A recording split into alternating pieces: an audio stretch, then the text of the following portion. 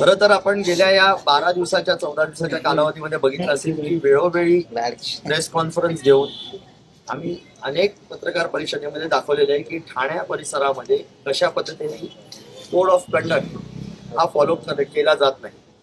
प्रत्येक वेळेला आम्ही दाखवून दिल्यानंतर काहीतरी थातूरमातूर कारवाई करायची, अशा पद्धतीचे अनेक किस्से या इकडे आपल्याला या ठाणे मतदारसंघामध्ये आणि खास करून कोकणी बातमीमध्ये दिसून येतात.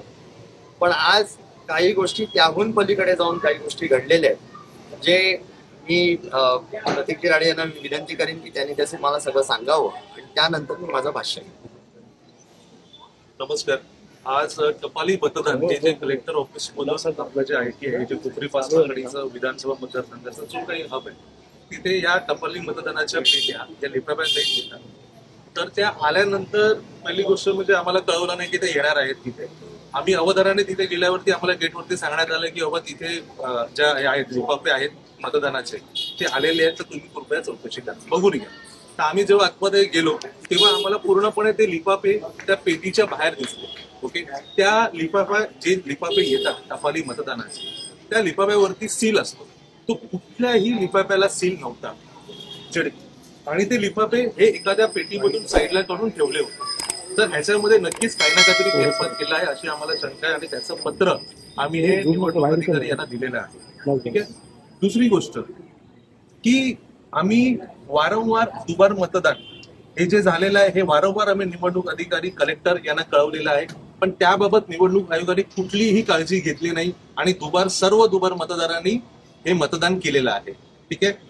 तिसरी गोष्ट, निवडणूक आयोगाच्या बाहेर हे राष्ट्रवादी, शिवसेना, शिंदे गट आणि बीजेपी यांचे निवडणूक आयोगाच्या बाहेर झेंडे ही अत्यंत बाब खेदजनक आहे आणि हे आम्हाला न पटणारी आहे. आम्ही वारंवार याच्याबद्दल आम्ही निवडणूक आयोगाला सांगत असतो, पण निवडणूक आयोग कुठेतरी पूर्णपणे दुर्लक्ष करतो या सर्व गोष्टींवरती. आणि आजची झालेली गोष्ट जे टपाली मतदान त्याच्याबद्दल गुप्तता बाळगली पाहिजे. आपण त्या मतदान झालेल्या पेटीच्या बाहेर सेंट्रल रिझर्व्ह पोलीस फोर्स लावलेली आहे आणि हे जे टपाली मतदान जे लोकांकडून जे काही शासकीय अधिकारी आहेत त्यांच्याकडून जे येतं ते तुम्ही कुठलेही पोलीस संरक्षण नसताना डायरेक्ट आणलं जातं. त्याचं कुठलंही व्हिडिओ शूटिंग केली जात नाही आणि तुम्ही डायरेक्टली आतमध्ये आणून तुम्ही कुठे ठेवता? सुपरवायझर म्हणजे जो केंद्रीय अधिकारी जे आलेले आहेत, ऑब्झर्वर जे बघायला किंवा निवडणूक प्रक्रिया कशी चालली आहे त्यांच्या ऑफिसमध्ये तुम्ही ठेवता. जर स्वतंत्र कक्ष उपलब्ध असताना तुम्हाला ऑब्झर्वरच्या रूम मध्ये का ठेवायची गरज आहे, हा आमचा मुख्य प्रश्न आहे. आणि सर्वात दुसरी महत्वाची गोष्ट की स्ट्रॉंग रूम नंबर 2 आम्ही तुम्हाला काही फोटो शेअर करतोय. त्या स्ट्रॉंग रूम मध्ये ना जो दरवाजा असतो त्याला आमच्या सह्या घेतल्या जातात की बाबा हे आणि आम्ही तिथे तारीख आणि वेळ लिहितो की बाबा हा दरवाजा आम्ही ते बंद करतो. पण सर्वात एक तुम्हाला लोकांना सगळ्यांना सांगायची गोष्ट की त्या स्ट्रॉंग रूमच्या तुम्ही वरती बघाल ना तर कोणी उडी मारून जाईल अशी तिकडची परिस्थिती आहे. ते तुम्हाला आम्ही सर्व फोटो तुम्हाला आणि जे काही पुरावे ते आम्ही तुम्हाला सगळ्यांना देतो. केदारजी तिघे साहेब याचं मी हे बोलत असतानाच या पत्रकार हे आपला जो व्हॉट्सअप ग्रुप आहे जिथं मी तुम्हाला मेसेज पाठवतो त्याच्यामध्ये मी ऑलरेडी फोटोज आणि व्हिडिओज पाठवलेले आहेत. हे अत्यंत खेदजनक जरी असली तरी मला असं वाटतं लोकशाहीचा विश्वासघात केल्यासारखं आहे.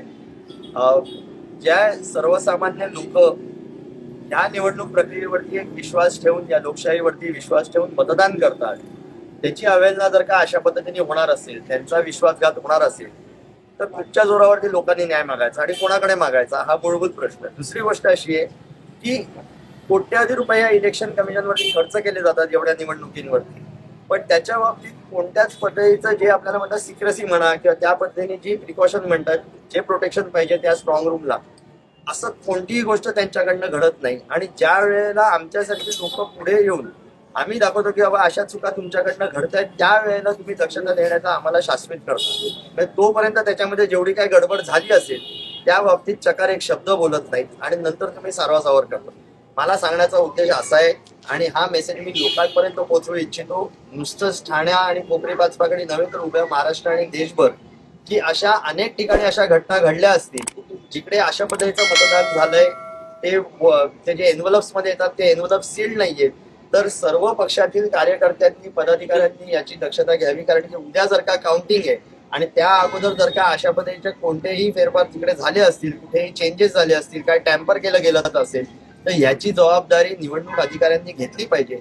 आणि त्याही पलीकडे जाऊन माझी मागणी अशी आहे की एवढ्या लाईटली जर का ही निवडणूक घ्यायची असेल, याचा अर्थ हे सगळं मॅनेज्ड आहे का?